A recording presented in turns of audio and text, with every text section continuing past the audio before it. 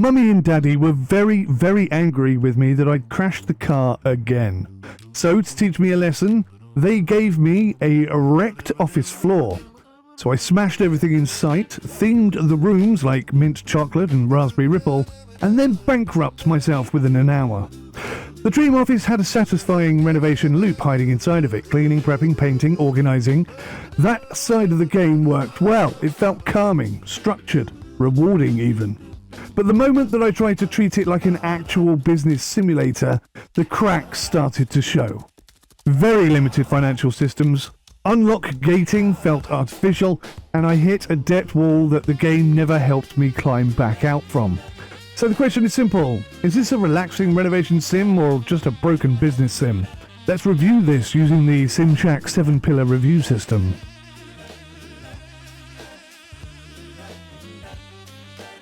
The physical renovation mechanics felt believable enough. Cleaning stains, preparing surfaces, layering paint, watching the room condition percentages climb, yeah, that part made sense. Where realism collapsed immediately, though, was the economy. I had a limited amount of money to start, and I was meant to follow a very linear tutorial guidance system. There was nowhere where I could take a loan, there was no way I could recover from the debt that I found myself in. Some of the rooms inside of a building that I already owned were locked, requiring me to pay thousands of pounds to unlock them, and for a property management sim, not having functional finance systems really hurt the game badly. The audio was functional, barely. Light jazz-style lift music fit the office atmosphere very well, but also got me into trouble with YouTube. Tool sounds were basic but serviceable, and there was no voice acting at all, which was a bit of a shame. Nothing really stood out, nothing really distracted, it just kinda barely did its job. So whilst I was cleaning and designing rooms, I was quite engaged, chatting away, being creative, enjoying the experience, if you will. The satisfaction of transforming chaos into order is a powerful one. The theming FreeMind added personality. Watching progress bars complete gave it momentum, and then Immersion was broken when the bugs started to appear. It broke initially during each autosave with massive stutters out of nowhere, and then it finally broke when I hit the financial dead end. Still, the core loop pulled me in more than I expected, and if I was towing the line like I was meant to, like a good little boy, then I probably would have had enough money to continue. But just the fact that I couldn't take out a bank loan when starting a business like that, and having rooms locked, instant immersion broken. So the gameplay and the fun element of the game is where the game scored strongest. The renovation loop actually does work. The cleaning, the painting, the flooring, the designing, it's quite satisfying, although repetitive, but in a good way. But the business progression layer punished my curiosity instead of rewarding it. That's the difference between good and great. All they have to do really is add a bank system or a mummy and daddy loan system, and I can carry on from where I left off and I'll be quite happy. But to follow the linear gameplay design when it's supposed to be a creative experience is a bit of a faux pas. So whilst the frame rate was mostly stable, every time it saved I noticed these massive stutters. I don't know how many we had in total, but some of them completely spun me around and I didn't even know which room I was in. There's also a paint interaction bug. If you have a different kind of wall surface selected when you walk into a room, it can instantly, and I do mean instantly, paint over what you've already done. It's quite a bad bug that needs to be fixed rather quickly because it costs you money and you can do a lot of damage by accident without even necessarily noticing it. There were some minor visual inconsistencies as well. It wasn't exactly broken, but it certainly wasn't polished either. If you look outside the window at the Mudfest that's supposed to be New York or somewhere, I think you can see that this is rather an unfinished title.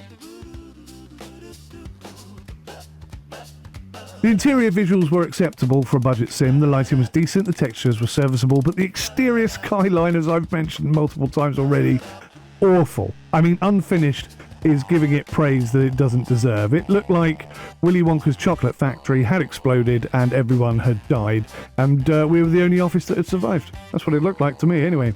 The outside view damage, the dream office fantasy, was quashed as I looked out of the window at the mess they call a skyline. Functional, but far from impressive. There is a good renovation game here. The potential is certainly evident, but the business side of things, the simulation layer, is just ignored appallingly. We need financial recovery systems, we just do. We need clearer progression structure, and we need to get rid of the unlocked refinements and fix the bugs, obviously. I don't want to own a building and then have to unlock some of the rooms by paying for them again. That's just old school gameplay. Grow up! Grow up, it's 2026, we don't need to do that crap anymore. Let's let it all run on how much money I've got. If I've got enough money to sort that room out, let me sort the room out. Don't make me pay $3,000 for it. Ay, when will they learn? I'll give this game 7 out of 10, and I tell you what, it's closer to 6 than it is 7, let's be honest.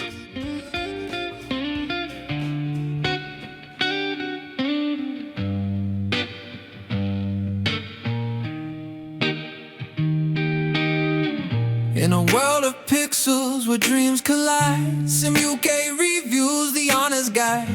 From racing cars to flying high, ultimate realism, take your wings to the sky. We talk about the truth and keep it real. Fact-based reviews, it's all in the field. No hype, just clarity, we break it down. Realistic simulators, the talk of the town. Real talk, Sim UK, we're here to say we keep it smooth, never lead you astray. News and previews and interviews on site. Set up guides to take your game to new heights. Honesty is the best policy, they say. Always tell the truth in every way.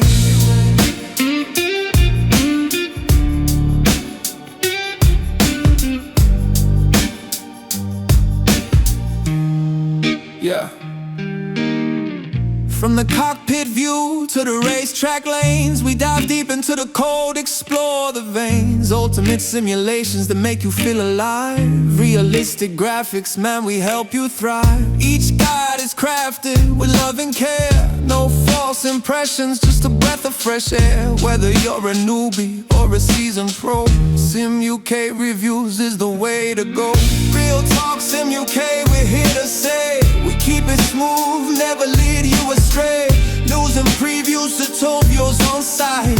Set up guides to take your game to new heights. Honesty is the best policy, they say. Always tell the truth in every way.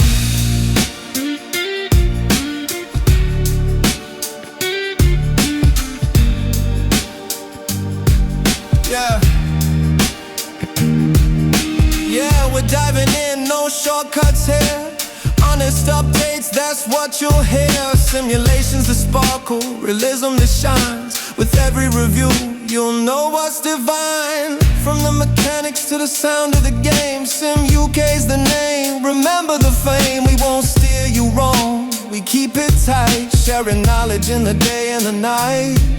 Yeah, got set up guides to make it a breeze. The reviews that unlock with the greatest of ease. Fact-based reviews taking the forefront. Realistic simulation, we always confront. The challenge is real, embrace what you find. Sim UK reviews just leaves you enlightened. No fluff, just facts, that's our creed. Bringing you the truth, that's how we lead. So come along with us, join the ride. Sim UK reviews, your truth by your side. With every honest word, you'll capture the thrill. Ultimate realism, the peak of the hill. From flying high to racing fast. Sim UK reviews, your knowledge will last. Together we can explore, uncover and learn. Realistic simulation, it's our turn.